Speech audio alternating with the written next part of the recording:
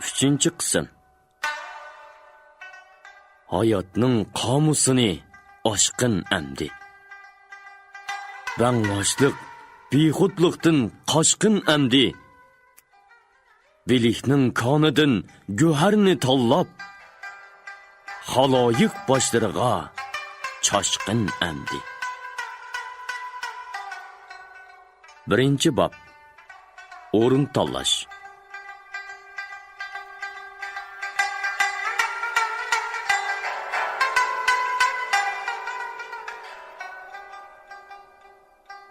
Sutuq xon bo'lib 3 yil o'tgandan keyingi yilon yil. Ko'klam kunlari edi. Chechak cho'qallari yeshilib, qizilgul po'raklari yo'rg'an. Shapqul to'g'ash chechaklari kulgan chaq edi. Etiz eriqlarda kishilarning varqirab chirqilashlari, to'gining qo'ng'iroqlari, qushlarning sayrashlari bilan qo'shilib, kishining ro'yini g'idiqlaydigan bir xil yiqimliq nag'miga o'xshab, hamma yoqni qaplamoqda.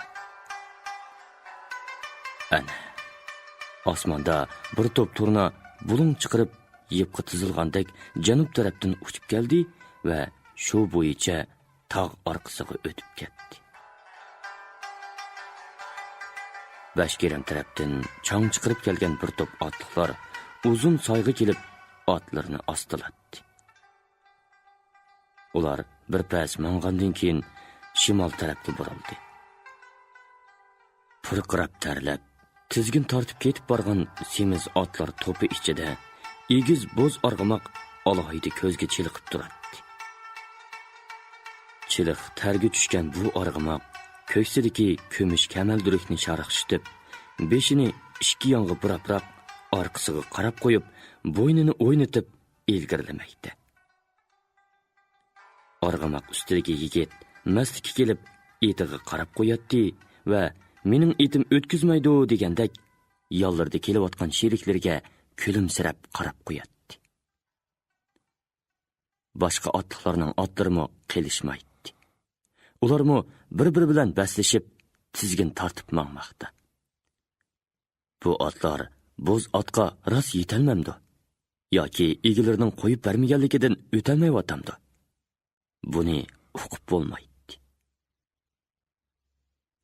Bo'ri mengishida mengib, ikki yiniga yenik tasqab ketib borgan bo'z arg'amoqning ustida mag'rur o'ltirgan qovul yigit sadab sopliq qamchisi bilan atrofni ko'rsatib, yenida kelayotgan sheriklariga bir nimalarni deydi. Boshqalar boshlanishib javob beradi. Ana, ular soyliqdan chiqib so'l yoqqa burildi. Keyin ustun otish yo'lini kesib o'tib, tog' bag'riga o'rladi. Mashhadi to'xtasoqmikan Bo'g'roqxon? dedi bilga oqartish o'ldisi bilga tekin yiqillab kelib. Otliqlar to'xtadi va bilga tekinga agishib, otning boshlarini to'van burdi. "Mana masha, biz otdan tushib, ovudonga chiqsaq, texim ochiq ko'gili bo'ladi", dedi bilga tekin o'ng yoqdagi do'ngni ko'rsatib. Sutuq Bo'g'roqxonga agishib, hammasi otdan tushdi. Erkin sakrab etidan tushib, chiliq targa cho'mgan tinimsiz bo'z otni oldi. Orqada kelayotgan sheriklarmi yugurib kelib, otlarni elishdi. Sutuq Bo'g'roqxonlar do'ngga qarab mengishdi. Sutuq Bo'g'roqxon xeylidan beri ko'ni ostonini yo'tkashni o'ylab yuradi. Aslidagi o'rdu uningcha yaxshi joyga tushmagan. Kun chiqish tarafi tog' bo'lgan bilan quruq, to'ptog'. Janub tarafi qumliq. Kun bitish tarafi yurtga tutashgan. Lekin bu shahar poynabqa o'rinlashgan. Suyi yetarsiz. Dal daraxtlari shalong edi. Sutuq bu fikrini boshqalarga aytib maslahatlashgan edi. Ularmi qo'shilgan. Bilga oqartish o'ldisi bilga tekin xonning fikri bilan yer ko'rishga bir necha qitim chiqib, oxiri u bugun xonni boshlab o'zi loyiq degan bu joyni ko'rsatmoqchi bo'lgan edi. Men mana mushu joyni loyiq ko'rdim, dedi belga tekin do'ngi chiqqandan keyin o'ng qo'li bilan kang yezi kentlarni ko'rsatib. Ana, yuqoridagi tog' oralaridan tushgan cho'ng suv ikkiga bo'linib, yiroqlab kelib, oxiri yana ovu yerga kelganda qo'shiladi. Bu tuman daryo bilan Qizil daryoning qo'shilishi. Ajab qiziq. Qiydab ayrilib ketgan qiz yigitlarning qayta qo'shilganiga o'xshaydi ekan. dedi Arslan kulib va ko'z qiri bilan xonga qarab qo'ydi. Shundoqmikan? dedi xon ko'zini yiroqdan o'zmay. O'z kechirmishlarini o'tkazmagan kishi bu so'zni aytolmas. Shundoq, dedi Arslan chaqchaq qilib. Qiz yigitlarda bu xil ahvol hamisha bo'lib turadi. Bu ularning noziri bo'lsa kerak. Bo'ldi, qizlarning gapini qo'ying. Qarang, nima degan go'zal yurt bu.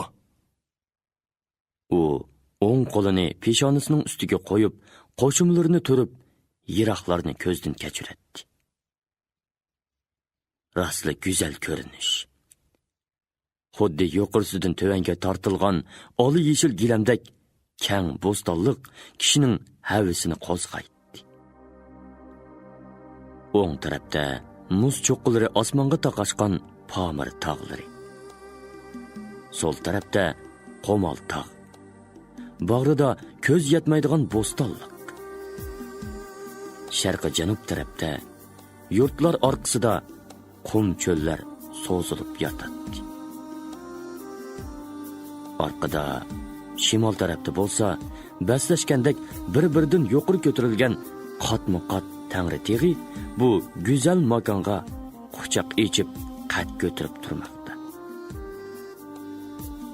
Sutuq Bug'raxon yiroqlarga tikilib, xiyolchan turgan ilik Hojibga qaradi va Hojib, birapach bet etmasmikin?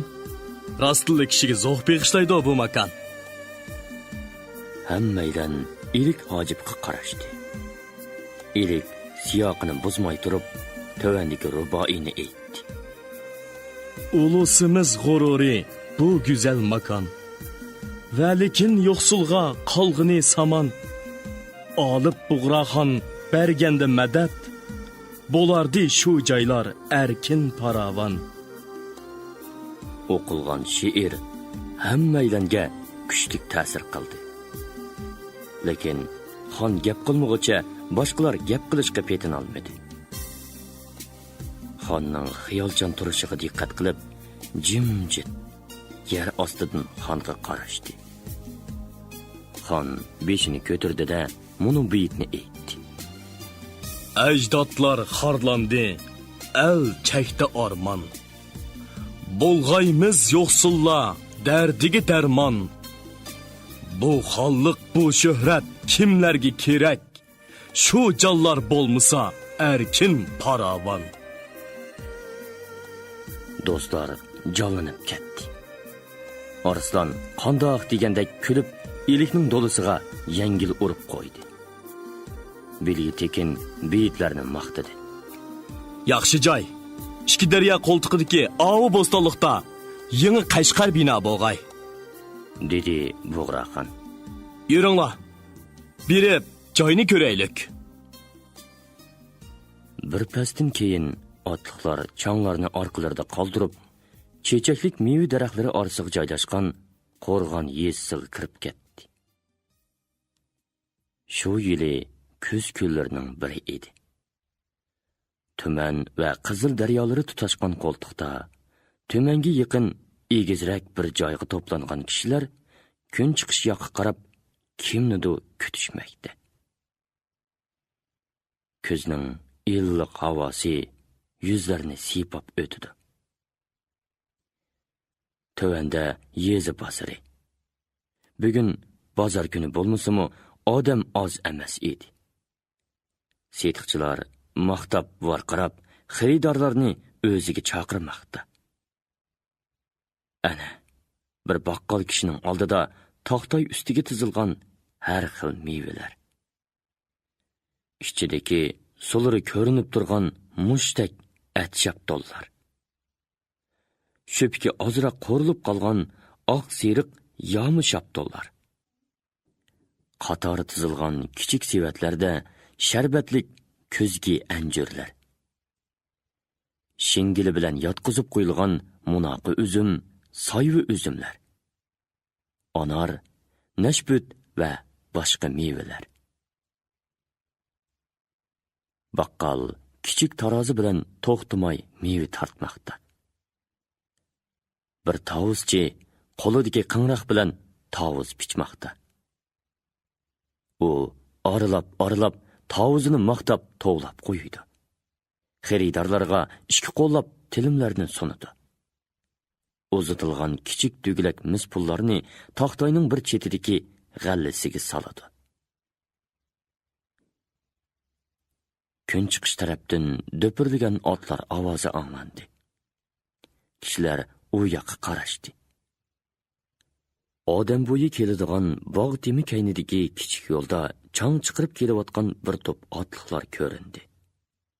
Ular bozordan o'tib otdan tushdi va yuqori mangdi. Sutuq Bo'g'raxon oldida. Uning orqasida bilga oqartish o'lchisi. Yabg'u bilga tekin. Arslan chirik ishlari o'lchisi. Ko'ksbag, Toying'u ilik hojib. Diniy ishlar o'lchisi bag bilga. Suboshi To'g'rilbag. Xazinichi Tekin og'ichi va o'rda og'isi Borisbaglar oliy amaldorlar kiyimida tantanilik qadam bilan mangmoqda. Nayza qalqonliq 10dak cherik to'pning orqasidan kelmoqda. Erkin bilan Qo'shqor Sutuq Bo'g'raxonni yondab ketib boradi. Ular do'ngi chiqqandan keyin ikki amaldor shapashlab kelib qarshi oldi va ilgari boshladi. Saplab tizilgan pishiq qishlar. Usti-ustiga qo'yilgan lim bodirlar oralarida katman, kaka, hara, anduva tutgan kishilar Sutuq Bo'g'raxonga egilib salom berib hurmat bildirishdi. Sutuq Bo'g'raxon qo'lini maydisiga qo'yib, kulimsirab kishilarning hurmatiga javob qaytarib boradi. Ular tuzlab qo'ygan oq siziqlarning bulunglariga qo'ziq qiqilgan keng tuzdanga kelib to'xtadi. Sutuq Bo'g'raxon orqasiga burilib, atrofni ko'zdan kechirdi. Beshiga salla o'rg'an. Arabchaga yaqinroq kiyingan diniy ishlar o'lchisi Bagbilga bir qo'li bilan og'zini to'sib, kalti yutilib oldida so'z boshladi. Ulug' Bo'g'raxonimizning roziligi bilan mushu o'rinda masjid jami bino qilmoqqa qaror qilindi. Ulug' Xaqonimiz Sutuq Bo'g'raxonning masjidning o'liga birinchi qishni qo'yib berishini so'raymiz. Chattirakda turgan bir odam kelib, yaktiz bo'lib o'ltirib, qo'lidagi pishiq qishni beshidan ortildirib, hurmat bilan xonga sundi. Xon qishni elib, Bagbilgining ko'rsatishi bilan ko'lab qo'yilgan bir o'rakka avaylab qo'ydi. Yangi masjidimizning qurilishiga qutlug' bo'g'ay! Qutlug' bo'g'ay!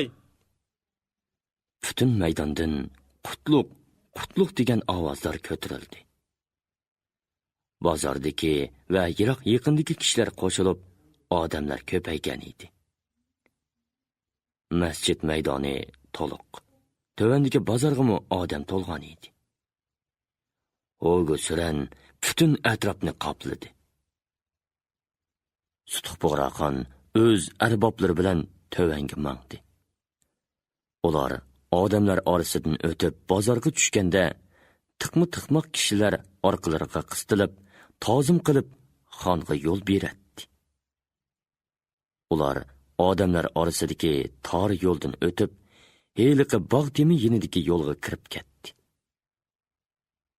Bir qancha cherik otlarni yetilab orqalaridan mangdi. Bo'g'raxonlar bir katta bino qurilishining ichiga kirib ketdi.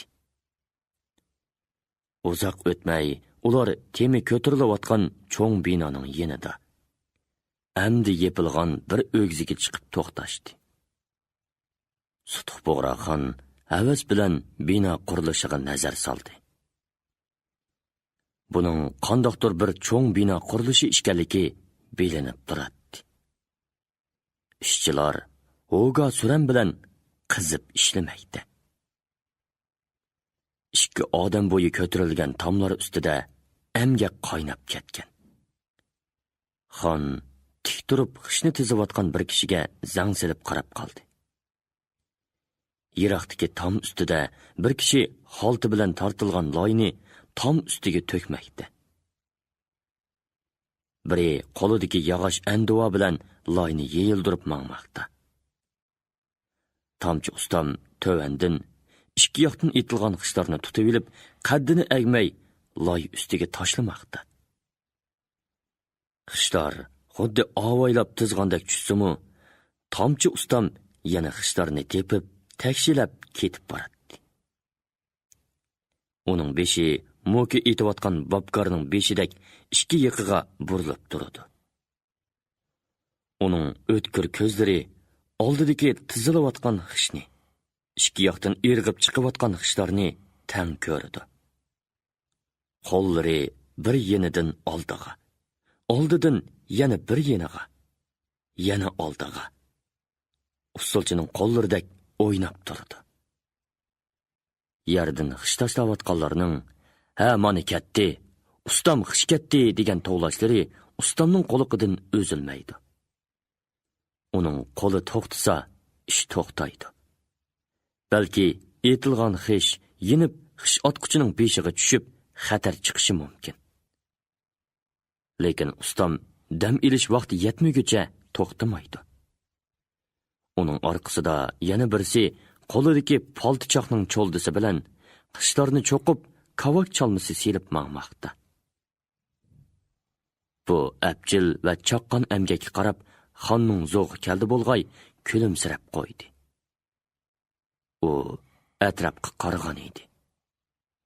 Tomlar ustida oshiqul ustalarni jiq ko'rdi. Ular bir-biriga qarab qo'yib, peshona tarlarini biligi bilan eritib, ilgirlamoqda edi. "Qaranglar", dedi xon tomchi ustalarga qaraganicha. "Bak abjil, shuncha chaqqon ustalar o'zlarini unutib ishlaydi." Qo'lida gaz va bir yo'gak qog'oz tutgan chor soqol kelishgan bir odam so'l yoqdagi tom usti bilan mengib keldi va xonga ta'zim qildi. "Ulug' xaqonimizning umri uzun bo'g'ay. Bu kishilar Chabdas ustam deb ataydi", deb uni xonga tunishtirdi o'rda og'isi Borisbek. "Ha? Chabdas ustam?" dedi xon uning siyoqiga sapsilib. "Eshitganman. Elimizga sizdek tongliq Chabdas ustalar kerak. Chabdas. Bu nom egisiga toza loyiq ekan." "Yo'q, so'x xaqonim. Bu nomga loyiqligimiz yo'q. Otamning kaynida yurib, mushu hunarni o'rganib olgan edim. Bugun xaqonimizning mushu ordusini qurishga qatnashganligim uchun bax xushman." Chabdas ustam qo'lidagi yo'gak qog'ozni yechib xonga ko'rsatdi.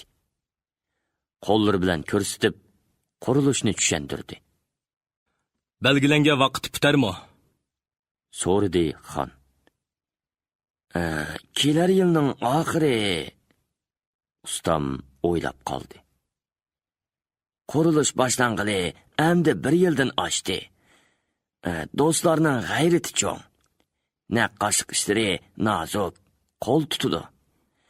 2 yil deganda yondirqi yilning ko'zida puttirgili bo'larmikin?"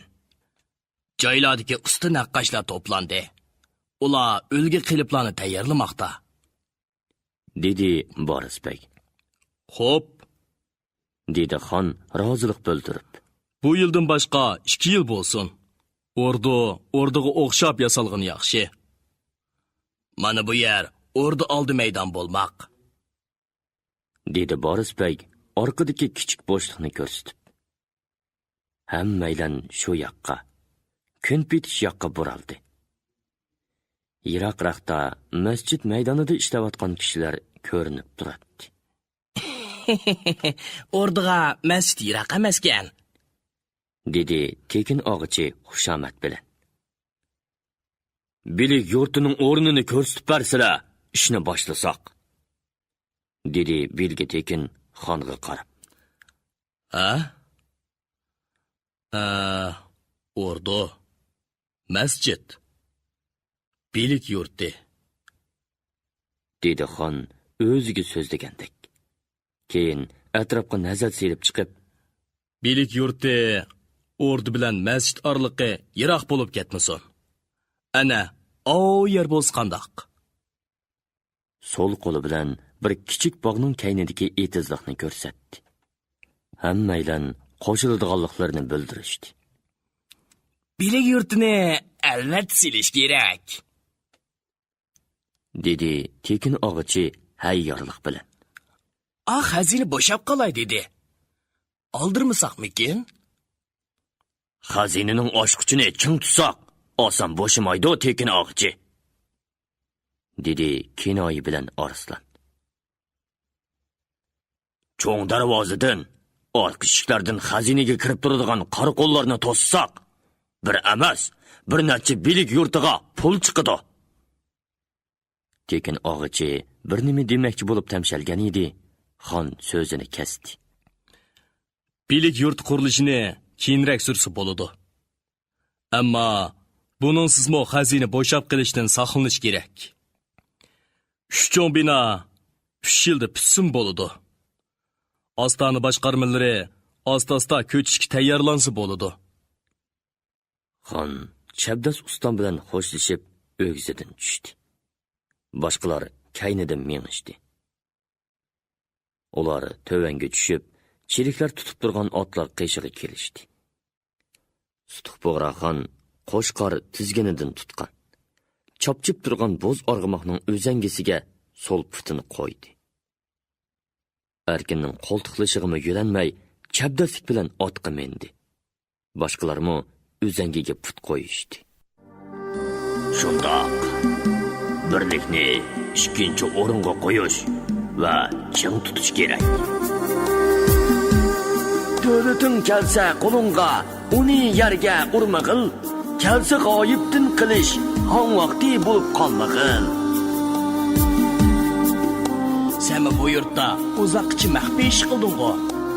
Hozir endi oshkora xatib, islom dinining peshvozisi. Menga yordam qilishing kerak.